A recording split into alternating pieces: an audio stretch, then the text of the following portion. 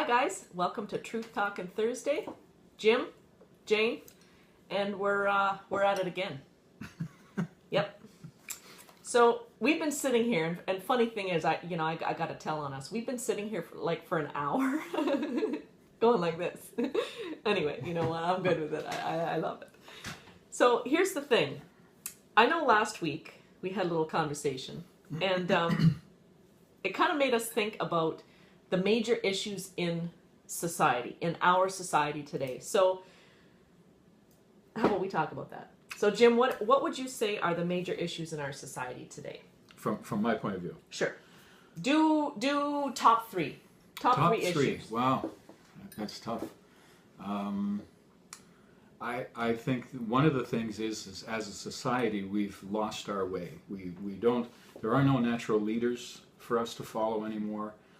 There used to be, in some cases years ago, it used to be family. It used to be, Okay. And we talked about the church, and that was one of the kind of institutions that played leadership roles in a lot of our lives, and then they messed that up, and they've caused their own grief. I think the freedom, we've talked about freedom a few times, and I think we have. This may sound horrible and awful, but we have too many freedoms and not enough responsibilities to go with them. We're free to do just about anything we want. If we want to carry a gun around and shoot somebody that doesn't like us, that we don't like, or they do something horrible or something like that, people just pull out a gun now and shoot somebody, or they stab them or something like that.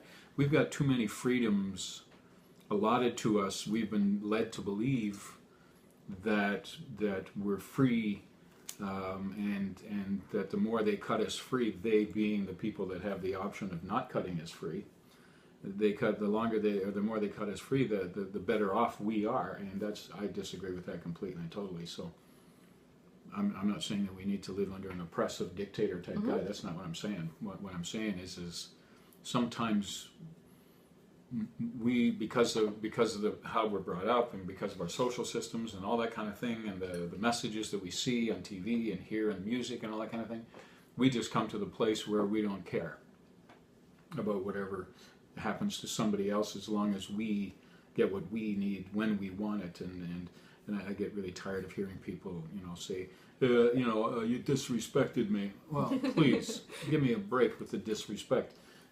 I sort of disrespect people. Yeah. How's that? I disrespect people when they spit in my face. So I'm going to disrespect you back. And this whole, it's just ludicrous, really, what folks are doing. So those would be certainly some places that I would start. Yeah. For sure. I had just loosely written down, and I only have 4. I had major issues would be broken relationships. I was thinking about the number of broken homes, I guess. Maybe that's on my mind because that was a big thing to me. Mm-hmm. And I remember my son saying that. Now we're just like other people. When we moved out 4 years ago, that really bothered him. And the other thing that I think is big on my mind is mental illness. And I'm not saying these are not new issues. It just seems like there's a lot of younger people that are suffering from mental illness and anxiety, and it troubles me, I guess. Oh, yeah. In a number of ways. And I know that we've talked about this before, but I've kind of wondered, are we to blame? Are we the parents to blame for this? Partially. And the other thing I was thinking about is financial hardships. There's so many people that overspend, plastic, buy now, pay later. Mm-hmm. There's so many people that get over their heads and cause all of these issues that don't need to be issues. I know we've talked before about people that are government assisted. Trying to think of the proper way to say it so I don't get whacked.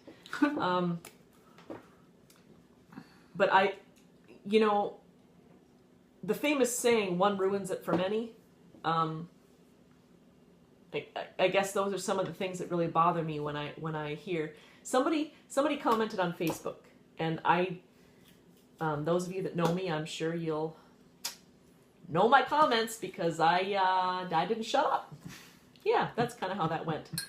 But she made the comment that somebody was on Ontario Works, and her question was, how are they driving a Cadillac Escalade? Well, I kind of lost myself there, and I said, well, how can they ride a Harley and drive a Ford Raptor? And I just, so the comments are out there.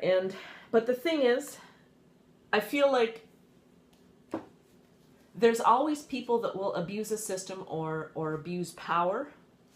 Like you mentioned churches, right? I know we've talked about that at length, truly we are our own worst enemy. We are in control of our choices and our decisions and the consequences thereof. And like we mentioned last week, if everybody applied the golden rule to themselves, not to somebody else, seems like the world would be a better place. In a perfect world, if that could happen, we would be. And I know it's not perfect. But you could. You can live by that. Exactly. And if I chose to live by that, there's 2. And if somebody else did, there's 3. And if somebody else did, there's 4. So that's true. But the more we take away the consequences for poor decision making as a society, and that's exactly what's happening. I for those who don't know, I write a blog every week, and I think next week mine's going to be on the taxi driver in Nova Scotia that was just pardoned basically by a judge there for raping one of his paying customers. She was passed out in the back seat of his taxi. So she was a paying customer. She was passed out and she was intoxicated, and he just decided to have his way with her. Figured that would be okay, and I guess I don't know whether she came to or what happened there. But anyway, she charged him because she understood, kind of figured out what had happened there and all that kind of stuff. Anyway, the magistrate let the guy go, and I'm thinking, well, there's a heck of a message to send out to people. Sure, it's okay to take care of somebody who can't defend themselves. Well, his argument was that she chose to drink and drive, and she chose to get in my cab, and she was intoxicated, and she was this, and she was talking about that and sort of thing, and so he just took license, and away it went. Well, here's another one that just made me think of somebody else posted on Facebook a comment. He owns a business. He's a contractor, and he was wondering if marijuana is legalized, how the heck can you enforce that on the job site? His policy is you can't. No drugs. No, you can't.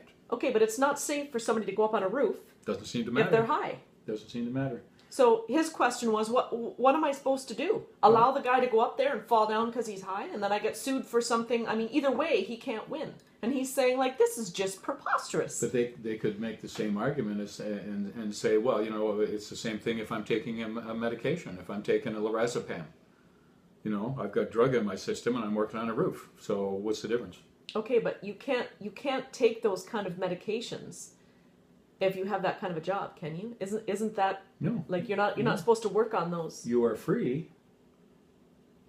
The doctor's prescribed this medication for me. He says I got to take it 3 times a day. Morning, noon. Okay, night. But if it says don't operate heavy equipment, you're surely not a heavy equipment operator. Well, yeah, and that there's a few that so you would go to your boss and you say, well, your boss can't fire you for that. Well, they can give you some kind of modified duty. They can modify your duty, but there isn't too many drugs out there that would really specify that. Some do, and I know what you mean, and I've seen them and been aware of them, but for the most part, somebody you wouldn't know if John Doe was taking a lorazepam or not. You really wouldn't know. No. It's not like he's walking around as a blithering idiot. No. But the same argument is going to go with marijuana. Well, this is a legally medically prescribed medication, and I need to take this for whatever, and so I do, and you can't stop me. So basically, it comes full circle around to what you just said. Human there rights, aren't consequences. Freedoms, yeah. We get too much freedom. Yeah. And to me, too many freedoms, not enough responsibilities. Well, somebody's freedoms is somebody else's burdens, and That's the truth. and that's unfortunate. And that's what I was saying earlier. My preamble was we need to be more aware of the freedoms that we're allowing society to enjoy, because some part of society is not enjoying them. I feel like those are wise words. So, on that note, have yourselves a great week. Well, there you go. And we'll yak again next week. Next week, Jane gets a chance to talk. I'll bring a kind of a mouth guard thing or something here so I can't talk. I don't think that's a good idea. Anyway, thanks for stopping by.